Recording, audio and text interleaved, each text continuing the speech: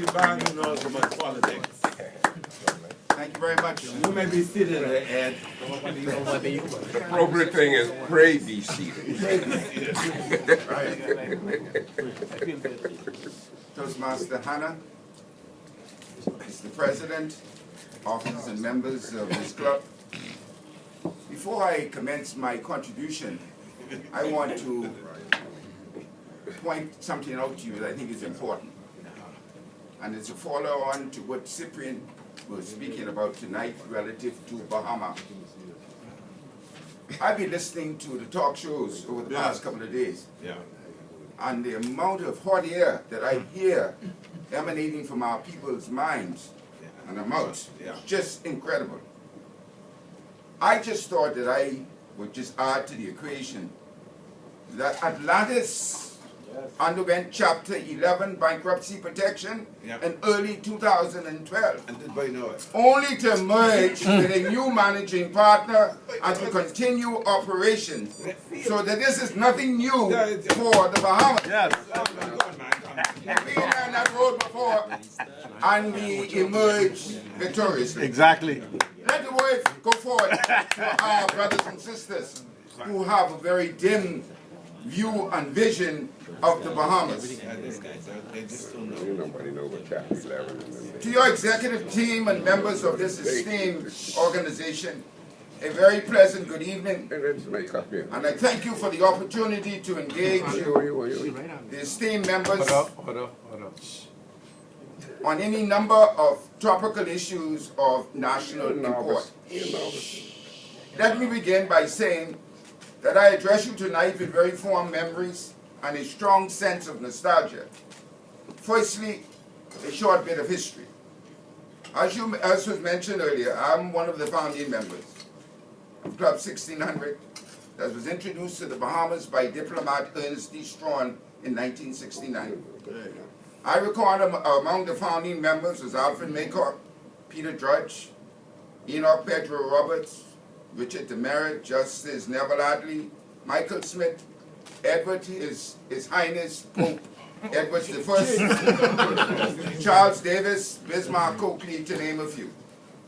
I served as treasurer for a while and led the club 1600 out of the red and into financial solvency. I was then named Toastmaster of the Year for my efforts. Back in those days, the Royal Governor attended our special functions to present the top award. It is important to note that many of our political business leaders build their foundation in the art of communication, leadership, and a sense of community service through their membership in Toastmasters International. I do not have to tell you that Toastmasters International is a world leader in communication and leadership development. There you go. Civil society strives on leaders as they head families, coach teams, manage businesses, and mentor others. These leaders must not only be accomplished, they must communicate by regularly delivering speeches, receiving feedback, leading teams, and guiding others to achieve their goals in a supportive atmosphere. Leaders emerge from the Toastmasters program. Every Toastmasters journey begins with a single speech. I remember my first speech, nervous as hell, and the bathroom not too far away. They became good listeners and offer constructive criticisms in the process. You've tried and proven leadership development model and methodology have successfully stood the test of time, and I stand as a tangible example and living testimony to the gratuitous community service. It is no secret that I entered the employ of Whence group of companies as a young man and worked my way up through the corporate ladder to the company president and a board member. The leadership skills I honed as a member of Toastmasters served me well as I climbed the corporate ladder. I would later enter public life as both as a member of parliament and as a cabinet minister, where effective communication skills and strong leadership are critical keys to everyone's success. Needless to say, I call on every skill, knowledge, and ability I acquired as a Toastmaster during that challenging period of my professional career. There you go. Consistent with your international mission, I encourage you to continue to empower individuals to become more effective communicators and leaders. Your district club and mission are aligned with your international mission in that you have built new clubs and support all clubs. You continue to provide a supportive and positive learning experience in which members are empowered to develop communication and leadership skills, resulting in greater self-confidence and personal growth in ultimately achieving excellence.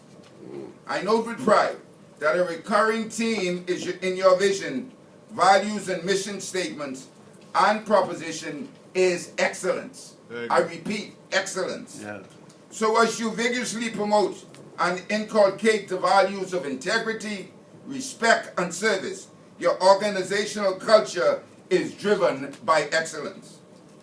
As members of this distinguished organization, continue to serve our beloved country in various and important positions of leadership, be they in business, religion, education, service, culture, sports, or in public service. You must consistently demonstrate and share who you are by your thoughts and actions. You must exude integrity, always respectful of your fellow man, fully committed to service, and driven by the consistent delivery of excellence. People you come into contact with must recognize your unique Toastmasters quality by your value and belief systems. Another quality that was embellished during my formative years as a Toastmaster was my outspokenness, and I never shied away from the important national issues or controversial ones. There you go. And I wish to touch on one of them tonight. There you go. And that is crime. I have expressed this before, and I do so again. I am very concerned about the unacceptable high level of crime, which is and should be our greatest interest to all Bahamians and residents of our beloved Bahamas, and especially the proliferation of guns on our streets. I repeat, the proliferation of guns on our streets. Having been born on Augusta Street North, just across from the Western Cemetery, on the 25th of December, yes, Christmas Day, 1943. In the city. Yes, well, it was called the city then. I fondly remember when it was rare to see a policeman carry a gun. Yeah. Wow. But today, virtually every police officer carries a weapon. It is certainly a sign of our changing time. Sunday before last, I drove to Yellow Elder Gardens to collect some big crabs that was brought to me by a friend in Andros, and got caught up in a police dragnet on the eastern section of Yellow Elder Gardens. I was stuck in traffic for almost 45 minutes. I saw many senior and junior police officers with machine guns, and this concerned me greatly. I refuse to accept that this is the kind of Bahamas that was left to our care by our forefathers. And those of us who are inheritors have a solemn responsibility to deliver this country to the next generation of Bahamians, safer, stronger, more prosperous. Therefore, we must join forces to arrest this social scourge. My research has disclosed that more than 500 million military-style handheld weapons exist now in the world. Enough to arm every 12 human on this earth of ours. I repeat, over 500 million military-style hand-style weapons exist today. And million more are being produced every year. Reports a New World Watch study released recently. And it goes on to say, violence fed by the uncontrolled spread of these weapons is further destabilizing societies already ravaged by wars, poverty, and environmental degradation. There you go. Yep. For our part, Toastmasters, I applaud and fully support the saturation patrol by our Royal Bahamas Police Force. The newly formed Marine Division of the Customs Department to more effectively fight fraud, Operation Sandy Bottom, the new school tracking system for truant and wayward students, the Small Arms Treaty we signed into at the United Nations, the continued work of OPAT, and the amended letters of agreement signed between the government of the Bahamas and the United States in the fight against transnational criminality, including drugs, weapons, and human trafficking, in addition to drug treatment. Toastmasters, in light of the startling availability of handheld weapons, I'm obliged to ask the following questions. 1. Are we swimming against the tide on the very vexing and disturbing problems of proliferation of guns? Are we swimming against the tide? You can be there. Personally, I was not aware of the magnitude that would venture a guess that neither does the general public. Clearly, this is a compelling need to educate the public. A bold and demonstrable message must be sent to those who trade in illegal guns. I sought the approval of the PLP's National General Council just recently on the following anti-crime proposal. And with your kind leave, I wish to repeat them tonight. 1. A minimum of 10 to 15 years in jail with the loss of 50 to 75% of all personal assets on conviction of the possession of an illegal gun. In other words, not only go to jail, but whatever they own, the state takes it to that extent. 2. 25 years to life on conviction for possession of high-powered machine guns and the loss of 90% of all personal assets. President. I sat in my car and I watched those officers walk around the other Sunday with those machine guns. And my eyes just flashed, my mind just flashed. Recall watching movies, when you fire one of those things off, how many people they can kill in a short period of time. Yep. And I read police reports as to Yes. how many of them they are capturing from young men Yes. in our society. It is frightening, my brothers and sisters. Yeah. Black people do. Black people do. It don't matter what color they are, and come from when the you white die, people. when you die, if they kill you, White they don't know people whether it's know blue that. or Shipping the gold. guns. Bullet they kill. America. Black people do. America is shipping the guns. In addition to the role Making of the them government and within the realms of public policy and legislation of new law, every citizen must do more to expose the criminals that lurk in the shadows and are shielded by some of us. I repeat, Yes. I am suggesting that many of us know who some of these criminals are and we are turning a blind eye. Yes. But yet still, we are crying. Government to do something about it, the police to do something about it. My own mother was involved in some kind of criminal activity. I would report her. Have no hesitation. My own mother, and I loved her to death. Wrong is wrong. That's why she died. The Lord took her home, man. You love her to death. There are families, friends, associates, and neighbors. And we must take a zero-tolerance approach to criminality. And if we are to conquer the scourge, I submit. Toastmasters, consider the following. A willful criminal act comes after a criminal mind built by the same social process as the respectful or the ethical mind. Yet the realities are often different.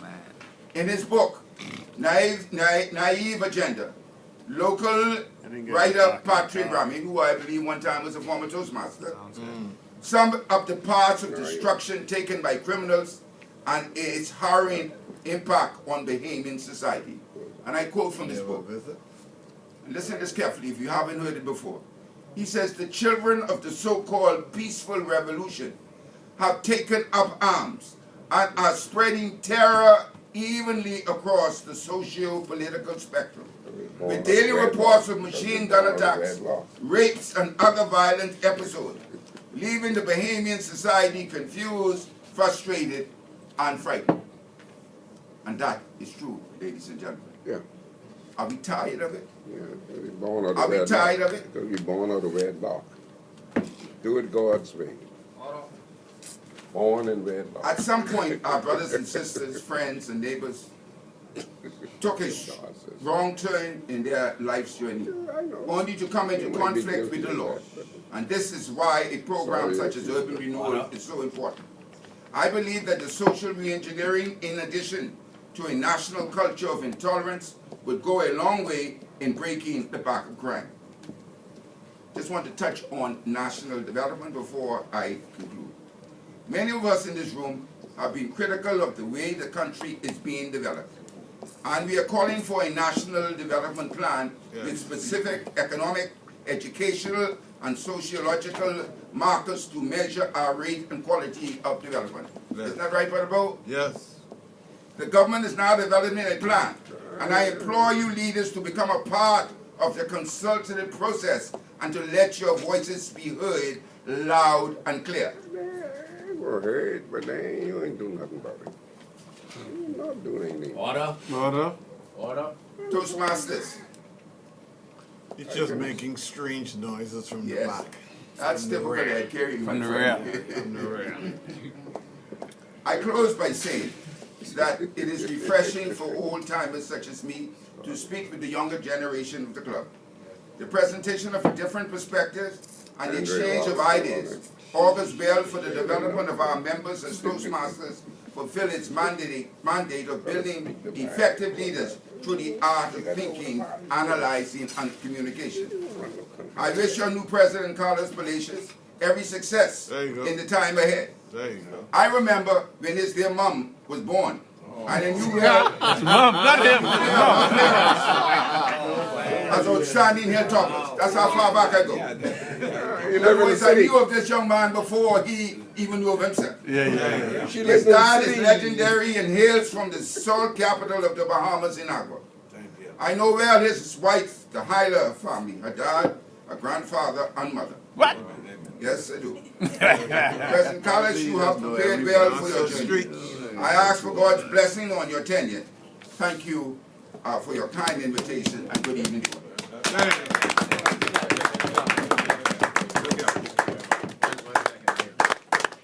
Fellow Toastmaster, guys, please give our charter member a round of applause. Toastmaster Randy Roberts. Toastmaster Roberts, it is an honor to have had you join us this evening. You took us from 1969 to 2015. You've led as a national symbol of what it means to take leadership and communication to the world. You've brought this country to where it is, and you've brought the club to where it is. More than twice my age, you stood at a lectern and you received the charter of the club. In 2015, Ms. Toastmaster Roberts, I would like to pin you with a Toastmasters Repayment. Club 1600 pin.